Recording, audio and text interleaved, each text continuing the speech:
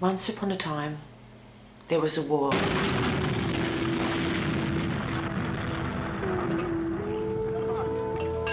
A war of over 30 years that people fought to liberate a country, Eritrea. Hola, humano. Bienvenido a un corto documental de Marginal Media. Cuando yo fui a trabajar a Eritrea a comienzos de 1997, el país acababa de independizarse de Etiopía. Todavía usaba el birr, la moneda del país vecino que le había sometido durante 30 años. Fuera de la capital, Asmara, la pobreza del país se palpaba por todas partes, pero también se palpaba el orgullo de un pueblo que había luchado una guerra de guerrillas durante décadas contra una potencia más grande, mejor armada, con el apoyo de las Naciones Unidas y la comunidad internacional, y habían vencido a todos, eran libres de escoger su destino. La cúpula del poder se repartió entre los líderes guerrilleros. Al mando de la nación, Isaías Afwerki, uno de ellos. Mi jefe en Eritrea era otro líder guerrillero, Fesehaye Yohannes, Joshua. Durante mi estancia en el país, la guerra con Etiopía se inició de nuevo y cuando ésta brevemente alcanzó la capital eritreana, yo abandoné el país. 18 meses después de llegar a él. Poco después, el presidente Isaías Afwerki capturó a mi jefe, Joshua, y a muchos otros de sus excompañeros de armas en una maniobra que cerró toda la prensa independiente del país y pretendía quitar de en medio a posibles rivales políticos.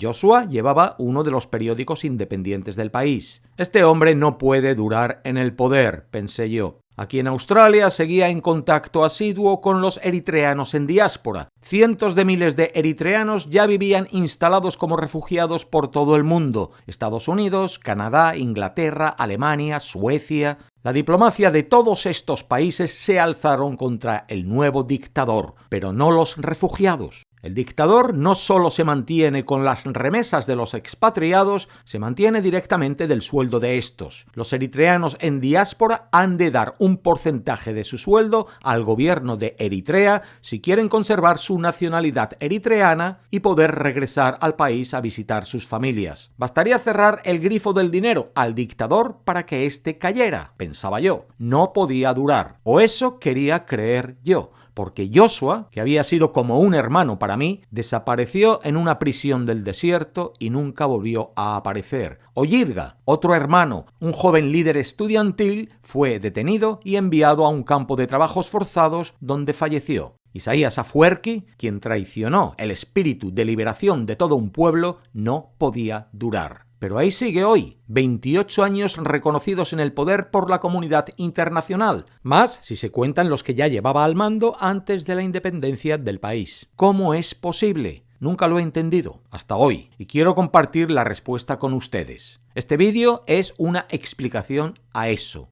Y a cómo acaba de darse una elección en Irán que gran parte de la población ha boicoteado, un estado que parece que va a desmoronarse en cualquier momento y sin embargo lleva ya más de 40 años en pie. Y a cómo China resurge, y a cómo Cuba aguanta, y a cómo las democracias flojean. Este vídeo va sobre entender el poder de las revoluciones y qué podemos aprender de él.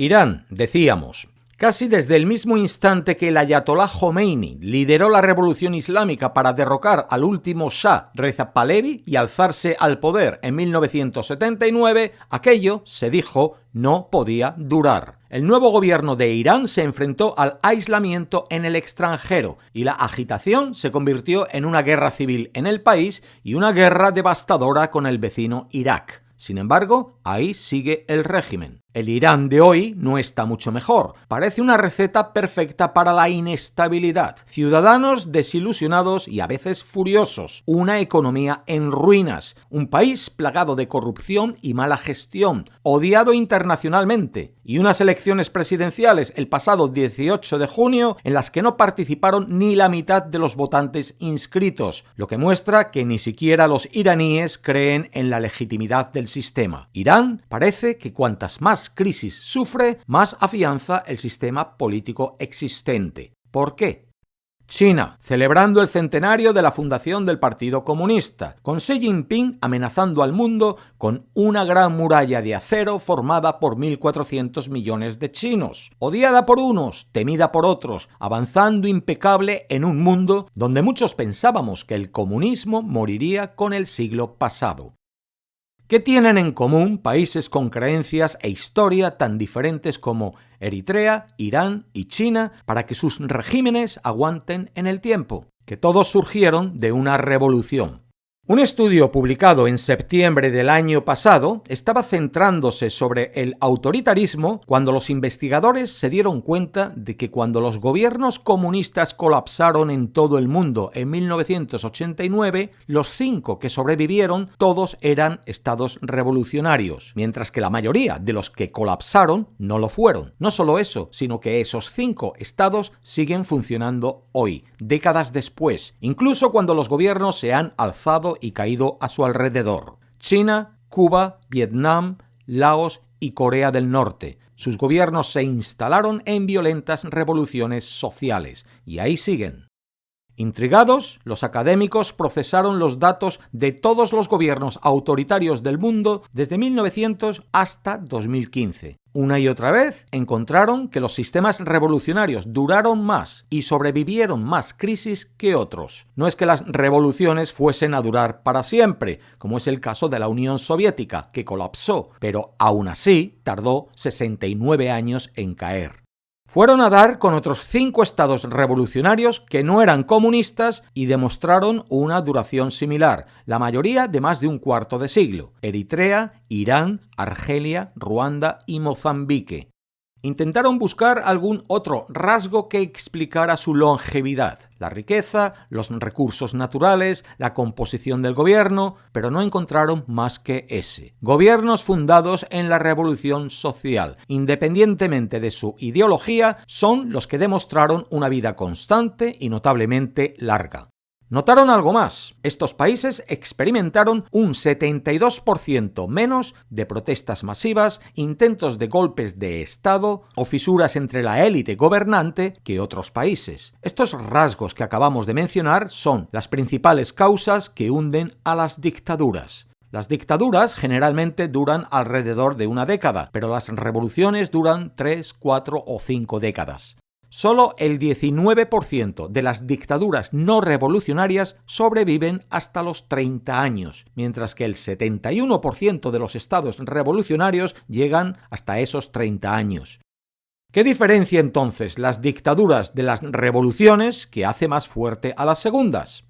Las dictaduras, como la mayoría de los gobiernos, están divididas entre instituciones que luchan por promover su agenda e intereses. El presidente, el poder judicial, el militar, la burocracia, las organizaciones sociales como el clero o los terratenientes tienen su propio poder informal, pero significativo.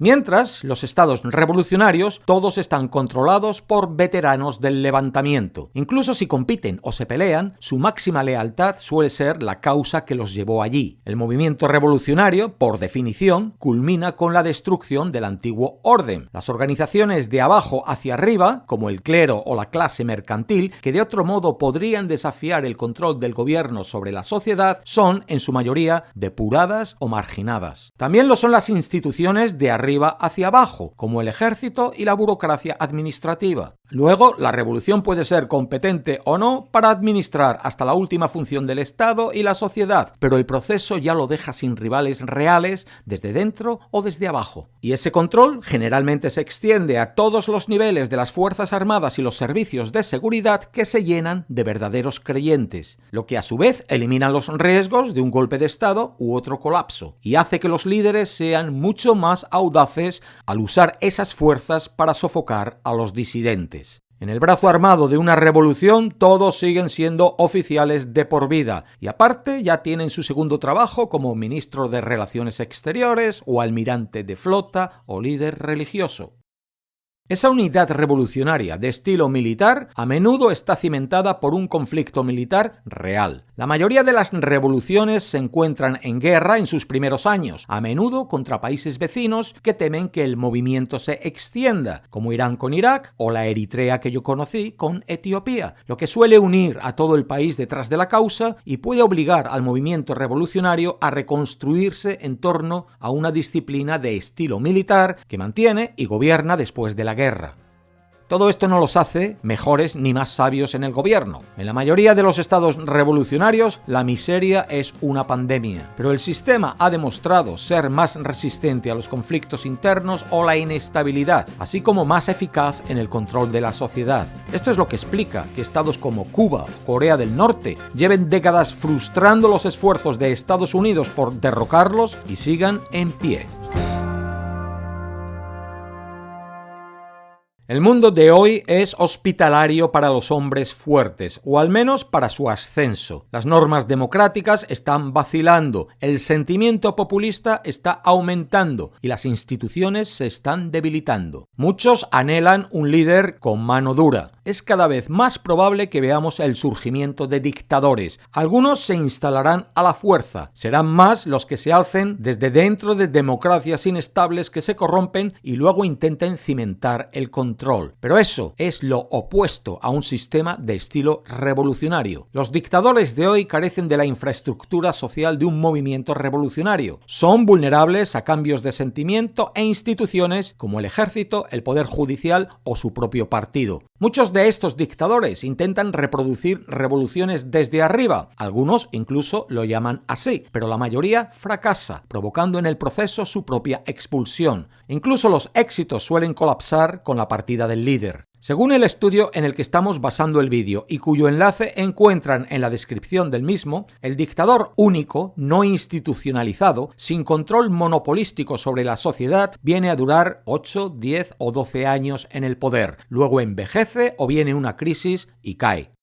La inestabilidad política en el mundo aumenta. Esa parece la tendencia unificadora global de nuestra era. Las democracias son cada vez más propensas a retroceder gradualmente o colapsar por completo. Las dictaduras son cada vez más comunes, pero también son más inestables y de corta duración. Tanto en democracias como en dictaduras, la disolución pública y los disturbios civiles aumentan. Tailandia, por ejemplo, ha pasado rápidamente de democracia a junta militar a dictadura civil. O Bolivia, una democracia altamente polarizada, con elecciones disputadas, participación militar, un presidente que huye del país, que luego regresa, otro presidente arrestado. Ahora parece que ya no hay elección democrática sin que el perdedor clame fraude e incite a la revuelta social. Y en medio de esta inestabilidad aparecen estos estados revolucionarios perdurando en el tiempo. No es la ideología lo que las mantiene ahí, es la estructura. La misma polarización que amenaza con destruir muchas democracias es el apoyo de estos estados. La polarización ayuda a reforzar la cohesión de la élite y mantiene a los militares a raya. El régimen cubano quiere polarizar. El régimen de Corea del Norte quiere polarizar.